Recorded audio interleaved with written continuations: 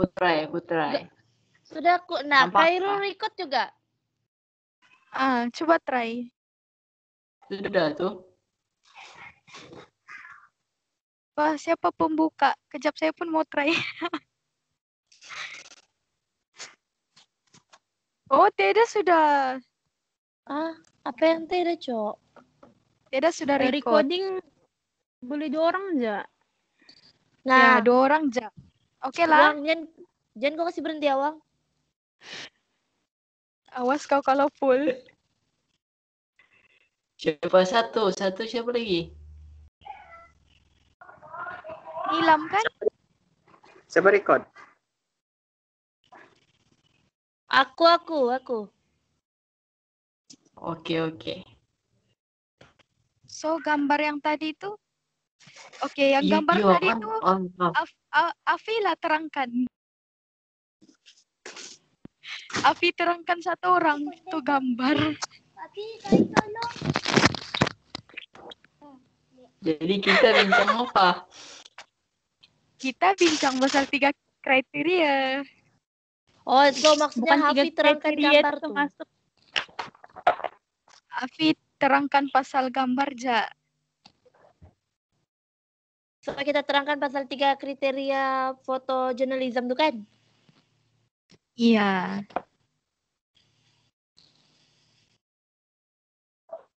Bastard sudah, guys. Oke. Siapa mulai dulu? Siapa? Siapa pembuka?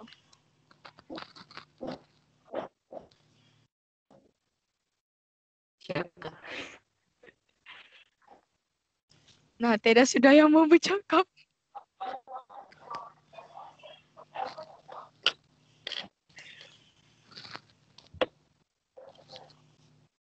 Kenapa Anda start? Ya, aku.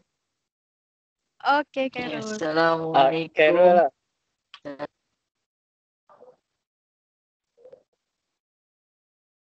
Assalamualaikum dan selamat petang. Oke, hari ini kita akan bermusyawarah ataupun meeting.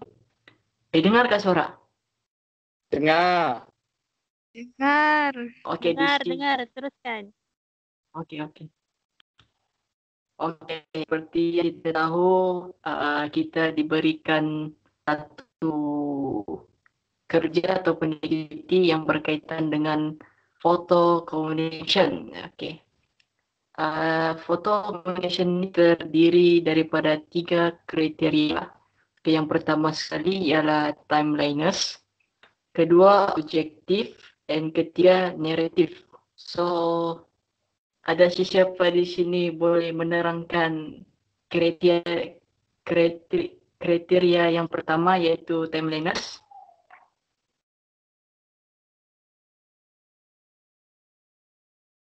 Oke, hai. Dapat dengar nggak? Dengar. Off mic yang lain.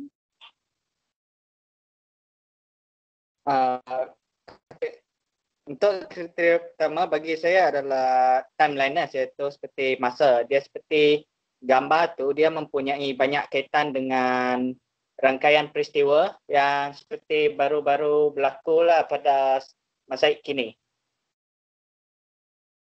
Jadi kumpulan kita ada memilih satu tempat di mana tempat tu dekat pasar Filipin, di mana tempat itu telah ditutup untuk membendung masalah penularan COVID-19 di negeri Sabah.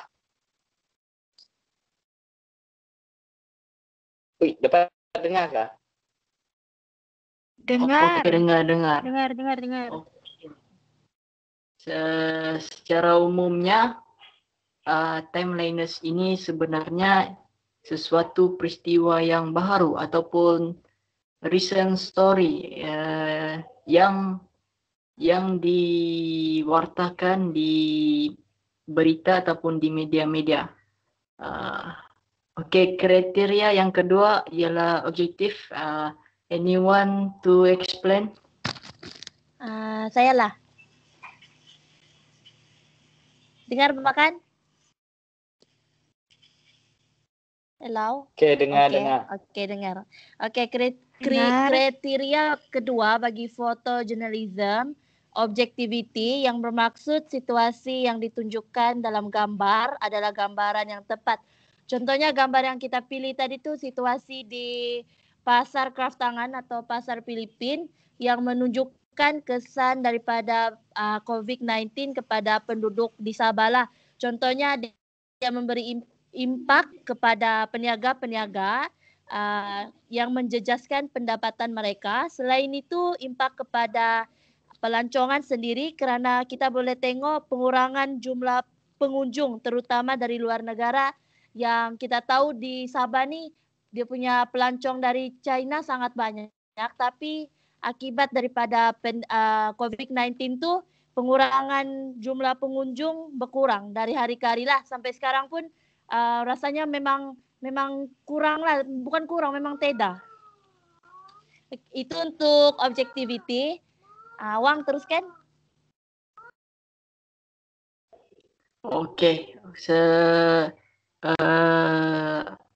info yang menarik ataupun info yang sangat bagus. Memang sebenarnya gambar itu dijadikan objek gambar pasar Filipina itu ada objektifnya tersendiri. Okey, seterusnya kriteria yang ketiga ialah naratif.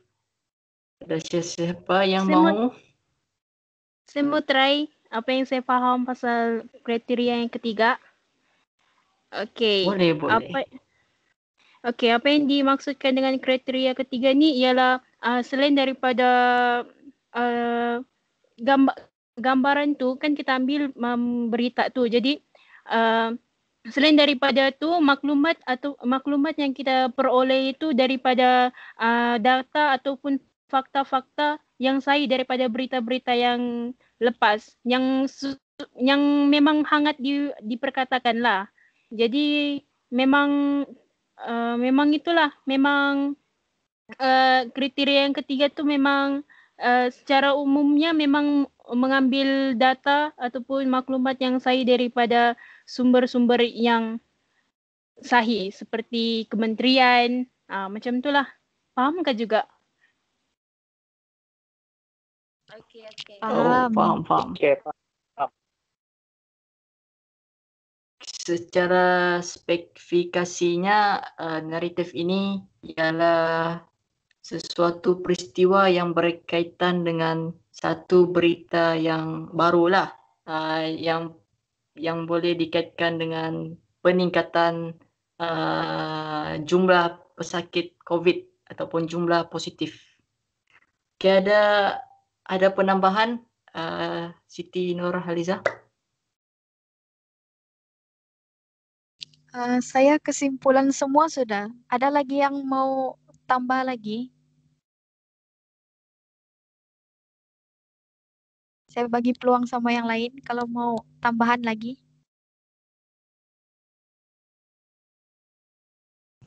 Ada tambahan?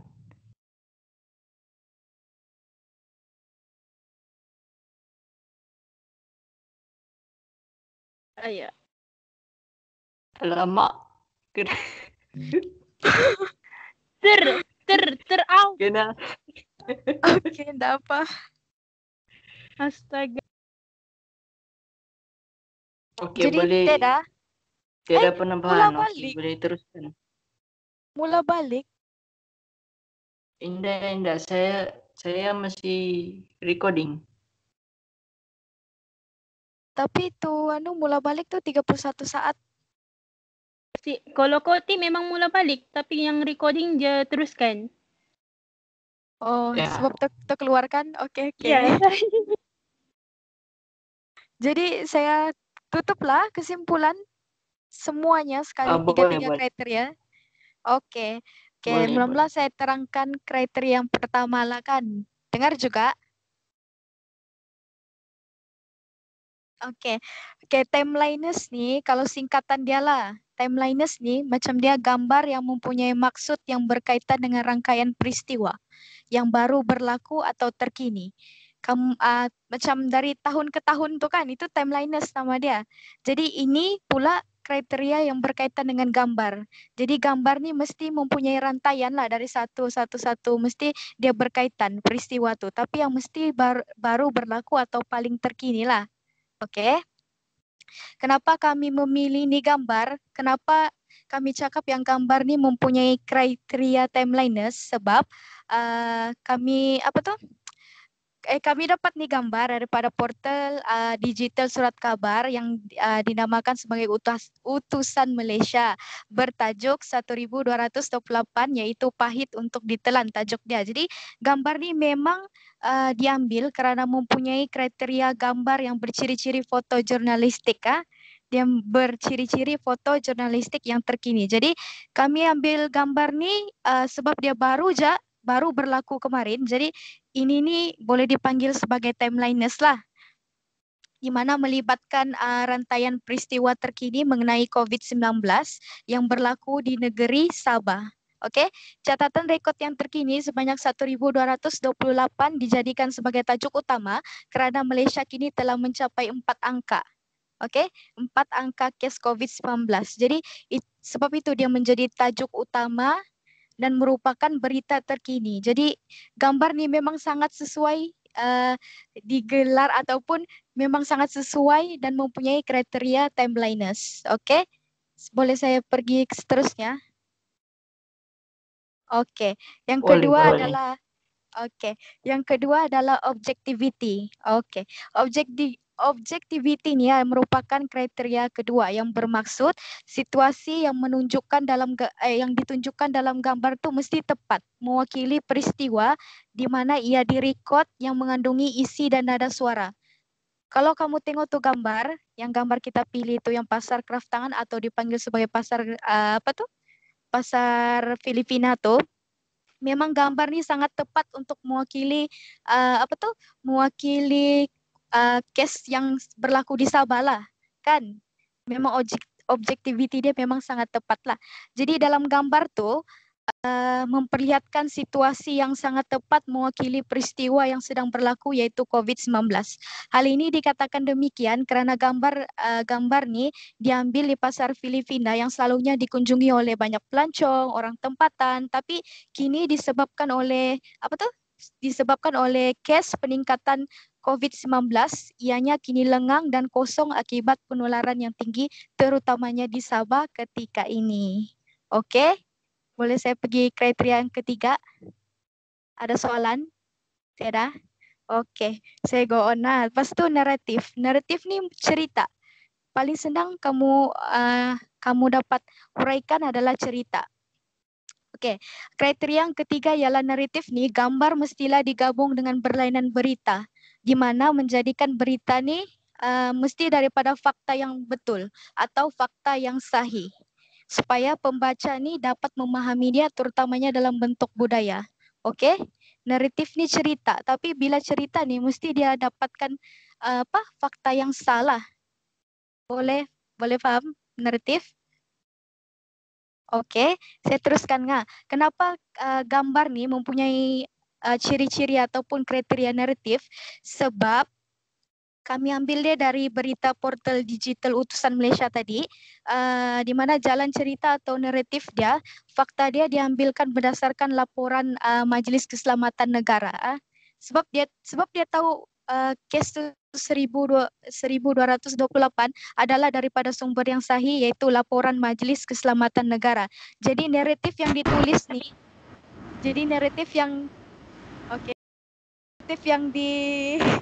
yang dipaparkan dalam gambar ni adalah sangat sesuai dengan pemilihan yang kami buat.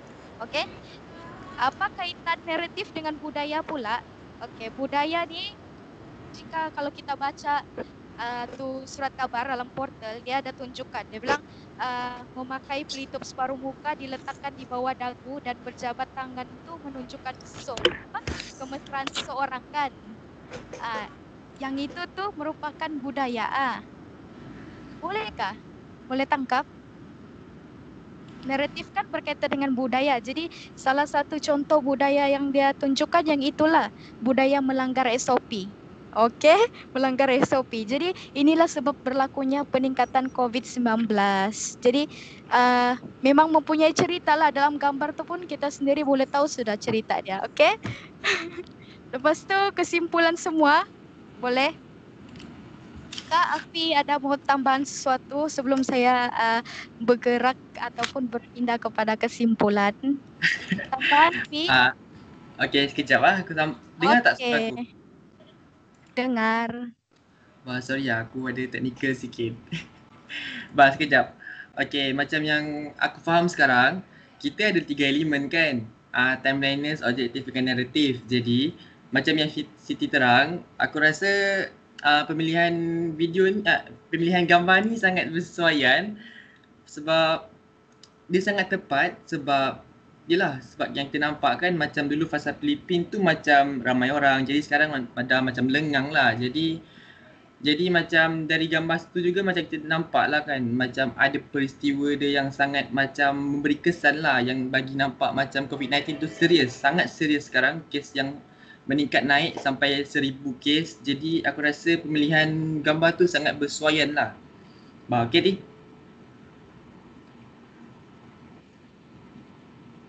Oke, itu saja. Ada sesiapa lagi untuk penambahan terakhir sebelum kita bergerak ke kesimpulan keseluruhan?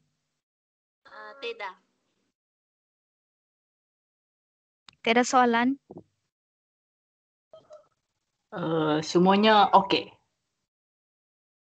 Oke, jadi kita simpulkanlah gambar sebab ada satu soalan dokter, dia minta berkaitan dengan kesan, apa kesan jurnalisme tu terhadap dunia, masyarakat dengan budaya kan? Dia ada minta soalan tu. Oke, jadi saya simpulkan sini. Oleh itu kami sekumpulan ni boleh mengatakan bahwa gambar yang kami pilih ni dapat memberikan kesan bukan saja kepada kehidupan masyarakat sekaligus dia punya budaya sendirilah. Oke, gambar ni sangat memberikan kesan. Gambar ni adalah yang berlaku terkini mengenai COVID-19. Jadi hal ini dikatakan demikian kerana COVID-19 ni mampu menjejaskan produktiviti negara yang akan mengakibatkan kejatuhan ekonomi lah. Oke, itu terhadap ekonomi. Jadi kalau kami pula terhadap kehidupan sebagai pelajar memang sangat memberi kesan COVID-19 ni di mana kami terpaksa menjalankan kuliah secara atas talian yang menyebabkan banyak kesukaran yang berlaku. Saya rasa kawan-kawan saya pun ada masalah sendiri. Memang banyak masalah yang terjadi ketika kelas online ataupun atas talian ni. Jadi ada siapa lagi mau simpulkan untuk keseluruhan kumpulan?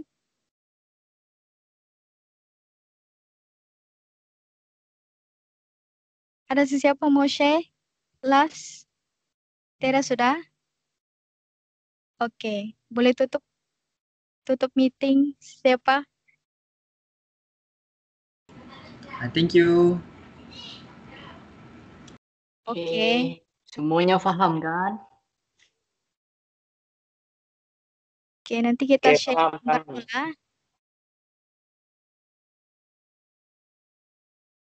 Oke, itu saja kan? Terbaik. Oke, kita tutup meeting. Bye. Oke, kita akhiri Sejak. meeting. Oke. Bye-bye. Oke, bye-bye.